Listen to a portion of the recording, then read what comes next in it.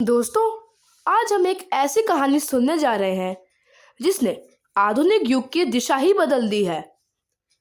वो कहानी एक कंपनी की है जो कभी गेमिंग की दुनिया में मशहूर थी और आज पूरी पृथ्वी की आर्टिफिशियल इंटेलिजेंस की धड़कन बन चुकी है। इस कंपनी का नाम है एनवीडिया और इसके पीछे खड़ा है एक इंसान, जेनसेन हुआंग।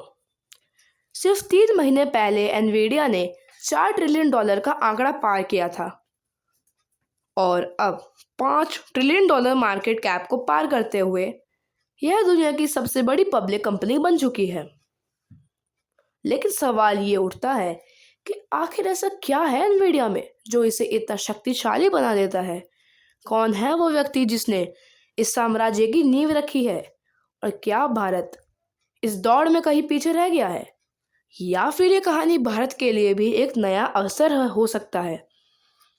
तो चलिए शुरू करते हैं एनवीडिया की कहानी, दिमाग, डेटा और डॉलर की क्रांति। जेनसेन हुआंग एक नाम जो आज दुनिया के सबसे अमीर, सबसे प्रभावशाली और सबसे विजनरी लोगों में गिना जाता है, लेकिन उनकी शुरुआत बहुत साधारण थी। सन 1963 में ताइवान में जन्मे जेनसेन बचपन से ही थाईलैंड चले गए थे।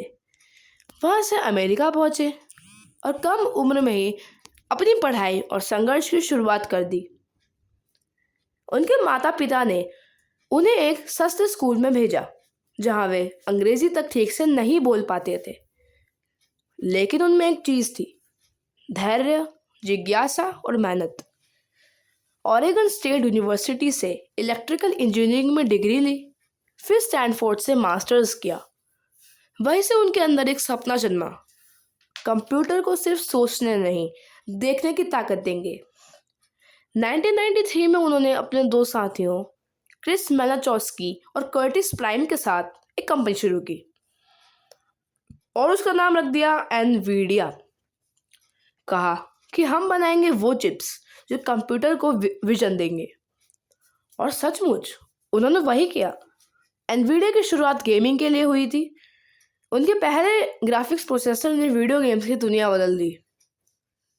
पहले गेम्स सीमित थे, धुंधले थे, लेकिन जब एनवीडिया ने जीफोर्स लॉन्च किया तो गेमिंग एक नई वास्तविकता बन गई। लेकिन जेनसन की नज़र केवल गेमिंग तक नहीं थी। उन्हें पता था असली भविष्य उन मशीनों का है जो खुद सीखें, खुद समझे और खुद निर्णय लें। उन्होंने जीपीयूस को सिर्फ ग्राफिक्स के लिए नहीं, बल्कि जनरल कंप्यूटिंग के लिए डिज़ाइन कर दिया, और यही विचार बना क्यूडा, एक ऐसा प्लेटफॉर्म जिसने जीपीयू को मशीन लर्निंग और आर्टिफिशियल इंटेलिजेंस की शक्ति भी दे दी। 2006 में लॉन्च हुआ क्यूडा, और यहीं से एनवीडिया एक नई राह पर निकल पड़ गई। अब जीपीयू सिर्फ पिक्सेल्स नहीं, बल्कि न्यूरॉन्स को भी समझने लगा था। 2012 में दुनिया ने एक चमत्कार देखा। एक प्रयोग में एनवीडिया के जीपीयूस का इस्तेमाल हुआ और मशीन से पहली बार इमेजेस को इंसानों की तरह पहचानना शुरू कर दिया गया। यही वो क्षण था जब आर्टिफिशियल इंटेलिजेंस का विस्फोट शुरू हुआ। फिर 2016 से 2023 तक एआई का हर रूप, हर कंपनी, हर लैब एनवीडिया की चिप्स पर निर्भर होने लग गई। चैट जीपीटी से लेकर टेस्ला की कारों तक, यूट्यूब के रिकमेंडेशन से लेकर मेडिकल रिसर्च तक, हर जगह एनवीडिया के जीपीयूज ने काम करना शुरू कर दिया। आज की तारीख में दुनिया के लगभग 97% एआई मॉडल्स एनवीडिया के हार्डवेयर पर चलते हैं। यानी अगर एनवीडिया की चिप्स बंद हो जाए तो दुनिया की एआई ठहर जाएगी। अब बात करते हैं पैसों की। एनवीडिया का आईपीओ 1999 में हुआ था। उस वक्त इसके एक शेयर की कीमत थी सिर्फ मात्र $12, और आज वही शेयर हजारों गुना बढ़ चुका है। फिस्कल ईयर 2025 में एनवीडिया का राजस्व लगभग $130 अरब तक पहुंच गया, जो पिछले साल से 114% की वृद्धि थी। कंपनी का नेट प्रॉफिट अरबों डॉलर में है और इसका मार्केट कैप $5 ट्रिलियन का। यानी लगभग भारत की पूरी जीडीपी से भी ज़्यादा। सोचिए, एक कंपनी की वैल्यू एक देश की पूरी अर्थव्यवस्था के से भी ज़्यादा। यही है नई दुनिया की सच्चाई, जहां पर एआई इक्वल्स टू वेल्थ है। लेकिन इस कहानी में भारत कहाँ पर है? दोस्तों, भारत आज डिजिटल क्रांति के मोर्चे पर है। हमारे पास प्रतिभा है, इंजीनियर भी है और डेटा भी है। बस कमी है उस स्तर के हार्डवेयर और इंफ्रास्ट्रक्चर की, जो एनवीडिया जैसे दिग्गजों के बहुत पास है।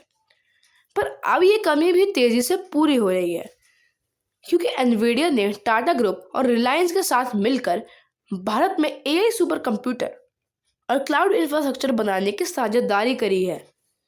ये सिस्टम भारत के डेटा सेंटर्स में चलेंगे और भारतीय स्टार्टअप्स, कंपनियों और विश्वविद्यालयों को ताकत देंगे कि वे खुद के एआई मॉडल्स ट्रेन कर सकें। इसी बीच भारत भी अपने सेमीकंडक्टर मिशन में जुटा हुआ है। टाटा इलेक्ट्रॉनिक्स, माइक्रोन, वेदांता जैसी कंपनियां घरेलू चिप निर्माण को लेकर काम शुरू कर चुकी हैं। हाँ, हम अभी एनवीडिया जितने आगे नहीं हैं, लेकिन भारत की दिशा अब सही है और आने वाले दशक में हम भी इस वैश्विक चिप युद्ध के बड़े खिलाड़ी बन सकते हैं। अब बात करते हैं उस व्यक्ति की जिसने ये सब संभव किया। जेनसन हुयांग सिर्फ एक इंजीनियर नहीं, एक दूरदर्शी नेता भी है। उनका स्टाइल बहुत अनोखा है। कभी चमत्कार लेदर जैकेट में स्टेज पर, कभी लैब में इंजीनियरों के साथ खड़ा हुआ, कभी शेयर होल्डर्स के बीच मुस्कुराता हुआ। वो सिर्फ टेक्नोलॉजी नहीं बेचते, वो भविष्य बेचते हैं। उनका कहना है कि AI is not a tool, it's a new form of electricity. Jensen का नेतृत्व इतना प्रभावशाली है कि उनकी कंपनी अब खुद एक एआई इंफ्रास्ट्रक्चर नेशन बन चुकी है। 2025 में उनकी निजी संपत्ति $100 बिलियन से ऊपर पहुंच चुकी है और वे दुनिया के टॉप 20 सबसे अमीर लोगों में भी शामिल हो चुके हैं। लेकिन गौर करने वाली बात यह है कि उन्होंने कभी कंपनी से पब्लिक कंट्रोल नहीं छोड़ा। वे आज भी एनवीडिया के सीईओ हैं और उसी जुनून से काम कर रहे हैं जैसे वो 1993 में अपने गैराज में काम करते थे। एनवीडिया अब केवल जीपीयू नहीं बनाती, वो बनाती है एआई का ढांचा। इसके ब्लैकवेल चिप्स आने वाले सुपर कंप्यूटरों के रीढ़ बनेंगे। कंपनी ने Grace CPU, CUDA software, DGX systems और ओमनीवर्स जैसी 3D सिमुलेशन दुनिया तैयार की है, जहां मशीनें और इंसान साथ सोचते हैं। आने वाले वर्षों में एआई बिजली जितनी सर्वव्यापक हो जाएगी, हर स्कूल, हर हॉस्पिटल, हर बिजनेस में होगी वो। लेकिन साथ ही साथ सवाल भी उठेंगे कि क्या ये ताकत कुछ कंपनियों तक सीमित रहेगी? क्या दुनिया का डेटा कुछ हाथों में सिमट जाएगा? क्या इंसान अपने बनाए एल्गोरिथम्स का गुलाम बन जाएगा? ये प्रश्न उतने ही ज़रूरी हैं जितनी ज़रूरी है तकनीक। भारत के लिए यह कहानी एक चेतावनी भी है और प्रेरणा भी है।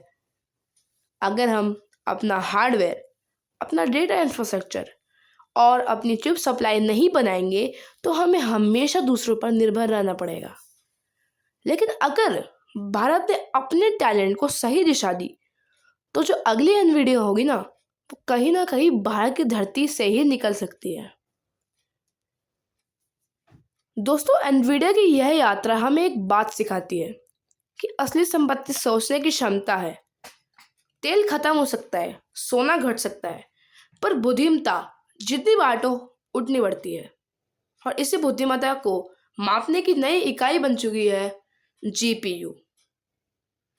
अगर आपको डॉक्यूमेंट्री पसंद आई हो तो लाइक ज़रूर करें, कमेंट करके बताइए कि आप अगली डॉक्यूमेंट्री किस विषय पर देखना चाहते हैं।